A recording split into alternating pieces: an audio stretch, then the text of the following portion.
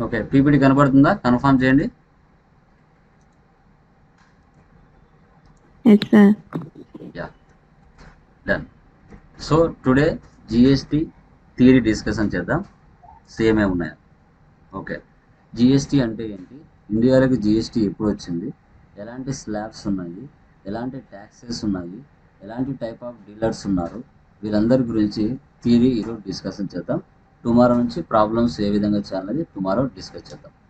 Okay, first చూడండి, మనకి GST అంటే గూడ్స్ అండ్ సర్వీసెస్ ట్యాక్స్ అంటాం.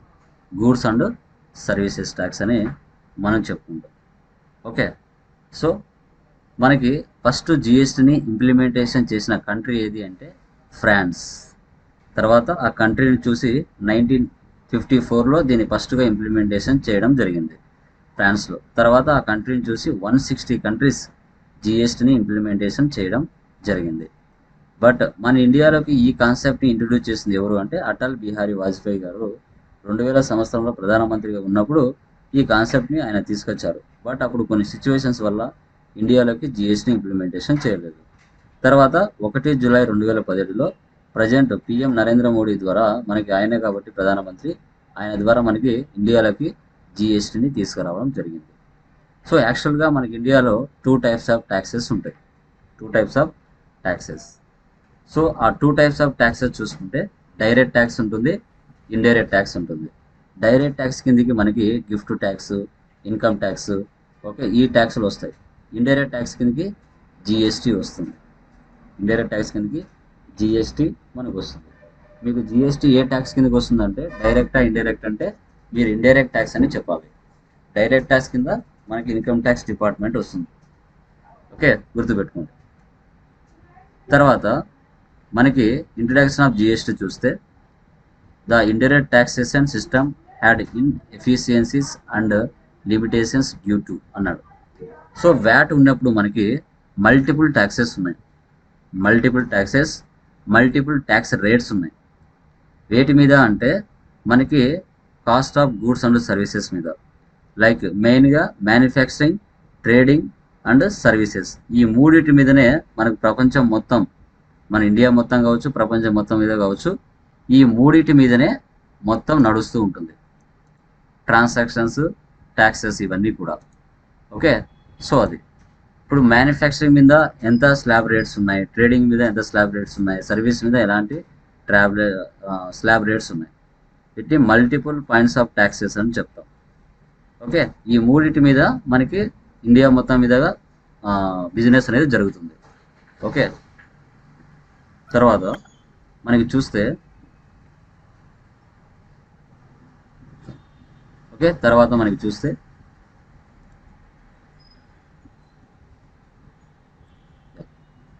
సో మనకి జిఎస్టీ అనేది ఇండైరెక్ట్ ట్యాక్స్ అని మనం చెప్పుకున్నాం. Cost of goods and services మీద ఈ ట్యాక్స్ అనేది పడుతుంది. ఓకే, సో ఈ ట్యాక్స్ అనేది ఎవరి నుంచి కలెక్ట్ చేస్తారంటే కస్టమర్ దగ్గర నుంచి ట్యాక్స్ అనేది కలెక్ట్ చేయడం జరుగుతుంది. ఎవరు కలెక్ట్ చేస్తారు, ఎలాంటి టైప్ ఆఫ్ డీలర్స్ కలెక్ట్ చేస్తారు అనేది కూడా మనం చెక్ చేసుకోవాలి.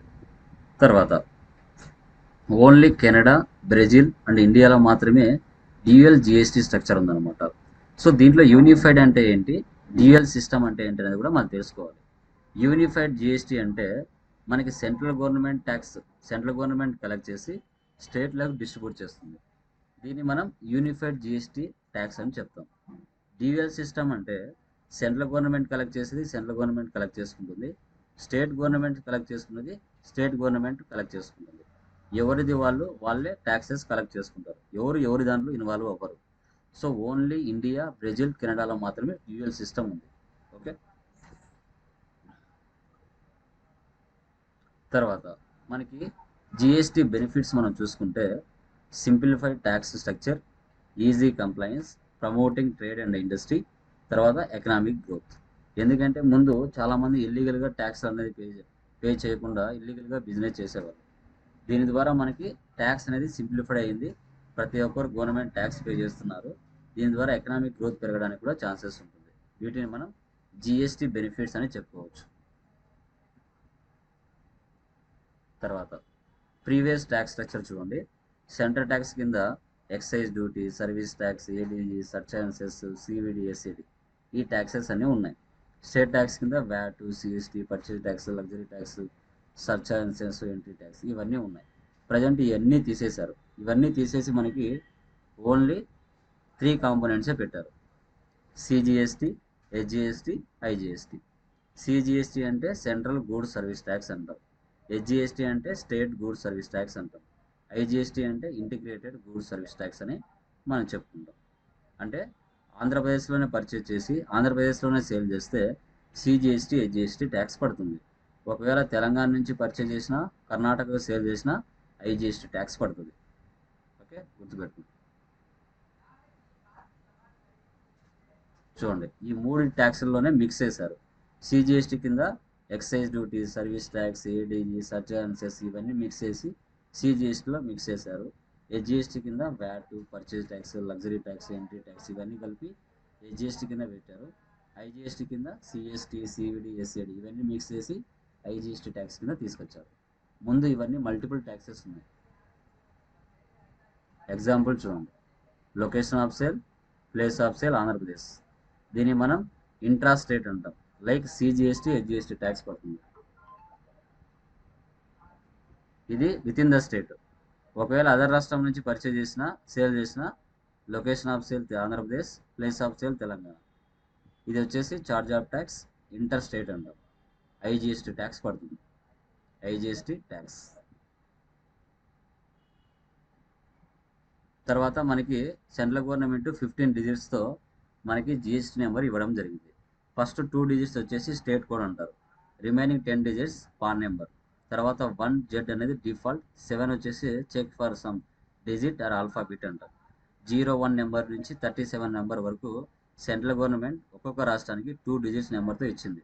01 అంటే జమ్మూ కాశ్మీర్, 07 ఢిల్లీ, 29 కర్ణాటక, 33 తమిళనాడు, 36 తెలంగాణ, 37 ఆంధ్రప్రదేశ్. ఇలా ప్రతి ఒక్కరికి 2 డిజిట్స్ నెంబర్ ఇవ్వడం జరిగింది.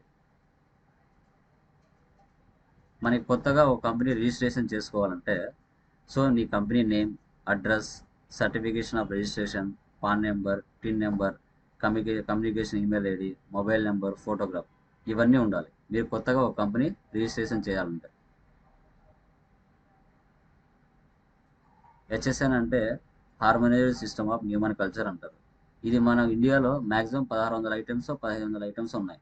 ప్రతి ఐటమ్స్కి ఒక్కొక్క సెక్టార్కి 4 డిజిట్స్ లేదా 6 డిజిట్స్తో హెచ్ఎస్ఎన్ నెంబర్ అనేది గవర్నమెంట్ సెలెక్ట్ చేస్తుంది. తర్వాత స్లాబ్స్ 0%, 5, 12, 18, 28% ఉన్నాయి. వేటి కింద ఏ ట్యాక్సెస్ వస్తాయో చూడండి. ఎగ్జాంపుల్ అంటే 0% ఐటమ్స్, 5% కింద ఏమొస్తాయి, 12% కింద ఏమొస్తాయి, 28 కింద ఏం ఐటమ్స్ వస్తాయి, తర్వాత 18 కింద ఏం ఐటమ్స్ వస్తాయి. ఇవన్నీ కూడా ఇక్కడ ఫ్రీగా ఇచ్చున్నాం అనమాట. ఇవి ఓల్డ్ అనమాట చార్ట్. 28, 18కి, 18కి, 12కి, 12కి, 5కి, 5కి, 0కి కూడా మారుతూ ఉంటాయి. తర్వాత మనకి మార్కెట్లో టైప్స్ ఆఫ్ డీలర్స్ ఉంటారు చూడండి.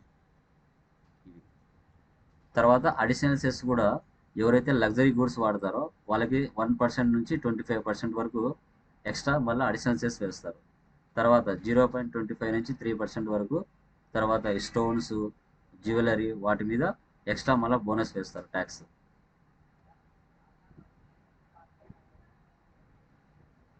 మనకి మార్కెట్లో 4 టైప్ ఆఫ్ డీలర్స్ ఉంటారు: రెగ్యులర్ డీలర్స్, కాంపోజిషన్ డీలర్స్, తర్వాత consumers, unregistered dealers. Regular dealers అంటే వీళ్ళు పర్ యానం 40 ల్యాక్స్ అబోనే బిజినెస్ జరుగుతుంది. వీళ్ళు గవర్నమెంట్కి ట్యాక్స్ పే చేయాలి మంత్లీ. కస్టమర్స్ నుంచి ట్యాక్స్ కలెక్ట్ చేస్తారు. బట్ కాంపోజిషన్ వాళ్ళు సంవత్సరానికి 1% మాత్రమే ట్యాక్స్ పే చేస్తారు. వీళ్ళు కస్టమర్స్ నుంచి ట్యాక్స్ కలెక్ట్ చేయరు. ఓకేనా? కాంపోజిషన్ డీలర్స్ 1% మాత్రమే ట్యాక్స్ పే చేస్తారు. నెల నెల పే చేయరు. వీళ్ళు రిస్క్ తీసుకోరు. రెగ్యులర్ డీలర్స్ రిస్క్ తీసుకుంటారు. ఎగ్జాంపుల్ చూడండి. రెగ్యులర్ డీలర్స్ వీళ్ళు ఏంటంటే ఆంధ్రప్రదేశ్, తెలంగాణ, తమిళనాడు ఇక్కడ ఇండస్ట్రియల్ ఏరియాస్, ఇక్కడ బిజినెస్ బాగా జరుగుతుంది. కాబట్టి రెగ్యులర్ డీలర్స్ ఇక్కడ ఉండే వాళ్ళకి 40 ల్యాక్స్ అబోవ్ ఇచ్చారు. మిజోరాం, తర్వాత మనకి ఛత్తీస్గఢ్, అక్కడ అవి ఏంటంటే ఎక్కువ కొండ ప్రాంతాలు, అక్కడ బిజినెస్ బాగా జరగదు. కాబట్టి వాళ్ళకు 20 ల్యాక్స్ ఇచ్చారు. చూడండి, అరుణాచల్ ప్రదేశ్, అస్సాం, మణిపూర్, మేఘాలయ అక్కడ తర్వాత కాంపోజిషన్ డీలర్స్ బిఫోర్ మనకి 75 lakhs ఉంది, తర్వాత 1.5 crore పెంచారు. వీళ్ళు 1% మాత్రమే గవర్నమెంట్కి ట్యాక్స్ పే చేస్తారు. చూడండి, జిఎస్టీఆర్ 1, జిఎస్టీఆర్ 3B, జిఎస్టీఆర్ 9 మనము ప్రతి గవర్నమెంట్కి రిటర్న్స్ అనేది అప్లోడ్ చేయాలి. నెల నెల జిఎస్టీఆర్ 1 చేయాలి, నెల నెల జిఎస్టీఆర్ 3B చేయాలి, సంవత్సరానికి ఒకసారి జిఎస్టీఆర్ 9 చేయాలి, యాన్యువల్ రిటర్న్. గవర్నమెంట్ ట్యాక్స్ అనేది ఆన్లైన్ ద్వారా కానీ ఆఫ్లైన్ ద్వారా కానీ పే చేస్తారు. So debit card, credit card, NEFT, RTGS, IMPS, cheque, cash, DD. తర్వాత మనకి జిఎస్టీఆర్ 1 చూడండి ఎలా ఉంటుందో రిపోర్టు. తర్వాత జిఎస్టీఆర్ 3B రిపోర్ట్. తర్వాత GSTR 1, 3B, 9 3 reports.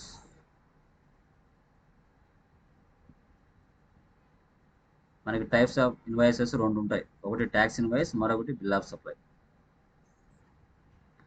Bill of supply అంటే వాటికి ట్యాక్స్ ఉండదు, ఐటమ్స్కి ట్యాక్స్ ఇన్వాయిస్ మాత్రం ఉంటాయి. ఓకేనా? సో ఇది అండి థియరీ మనకి జిఎస్టీకి సంబంధించింది. టుమారో ప్రాబ్లమ్స్ స్టార్ట్ చేద్దాం. ఓకేనా? సో టైం కూడా కంప్లీటెడ్. ఓకే, ఈ వీడియోని మళ్ళీ ఒకసారి నేను గ్రూప్లో పోస్ట్ చేస్తాను, 1-2 సార్లు చూడండి. ఓకే, ఎనీ డౌట్స్ మా? ఇంకా ఏమైనా డౌట్స్ ఉన్నాయా రిమైనింగ్ పర్సన్స్? ఎనీవన్?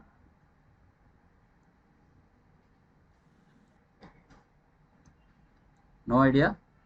ఎవరికైనా డౌట్స్ ఉన్నాయా ఇంకా? Clear? Mubeena, any doubts?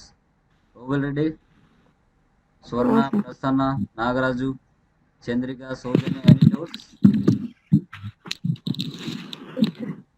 Yeah. So time is up. వీడియోని మళ్ళీ ఒకసారి నేను గ్రూప్లో పోస్ట్ చేస్తాను, ఒకసారి చూసుకోండి. ఓకేనా? టుమారో నుంచి ఇంకా ప్రాబ్లమ్స్ చేద్దాం, జిఎస్టీ ప్రాబ్లమ్స్.